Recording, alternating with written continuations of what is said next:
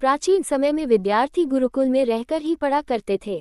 बच्चे को शिक्षा ग्रहण करने के लिए गुरुकुल में भेजा जाता था। बच्चे गुरुकुल में गुरु के सानिध्य में आश्रम की देखभाल किया करते थे और अध्ययन भी किया करते थे। वरदराज को भी सभी की तरह गुरुकुल भेज दिया गया।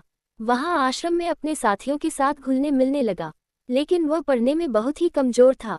गुरुजी की कोई भी बात उसके बहुत कम समझ में आती थी। इस कारण सभी के बीच वह उपहास का कारण बनता है। उसके सारे साथी अगली कक्षा में चले गए, लेकिन वो आगे नहीं बढ़ पाया। गुरुजी जी ने भी आखिर हार मानकर उसे बोला, बेटा वरदराज, मैंने सारे प्रयास करके देख लिए हैं। अब यही उचित होगा कि तुम यहाँ अपना समय बर्बाद मत करो। अपने घर चले जाओ और घरवालों की काम में मदद करो। वरदराज ने भी सोचा कि शायद विद्या मेरी किस्मत में नहीं है, और भारी मन से गुरुकुल से घर के लिए निकल गया।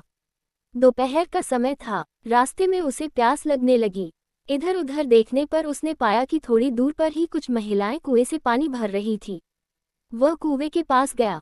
वहां पत्थरों पर रस्सी के आने जाने से निशान बने हुए थे। तो उसने महिलाओं से पूछा, ये निशान आपने कैसे बनाए? तो एक महिला ने जवाब दिया, बेटे ये निशान हमने नहीं बनाए।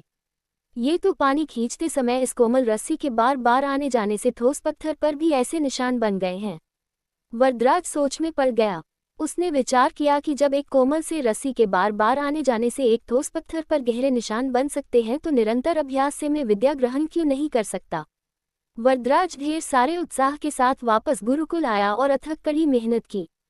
गुरुजी ने भी खुश होकर भरपूर सहयोग किया। कुछ ही सालों बाद यही मंदबुद्धि बालक वरदराज आगे चलकर संस्कृत व्याकरण का महान विद्वान बना, जिसने लघु सिद्धांत कौमुदी, मध्य सिद्धांत कौमुदी, सार सिद्धांत कौमुदी, गीर्वाण पद्मंजरी की रचना की। शिक्षा मॉरल। दोस्तों, अभ्यास की शक्ति का तो कहना ही क्या है। यह आपके हर सपने को पूरा करेगी। अभ्यास बहुत जरूरी है, चाहे वो खेल में हो या पढ़ाई में या किसी और चीज में। बिना अभ्यास के आप सफल नहीं हो सकते हो। अगर आप बिना अभ्यास के केवल किस्मत के भरोसे बैठे रहोगे, तो आखिर में आपको पछतावे के सिवा और कुछ हाथ नहीं लगेगा। इसलिए अभ्यास के साथ धैर्य, परिश्रम और लगन रखकर आप अपनी मंजिल को पाने के लिए जुट जाए।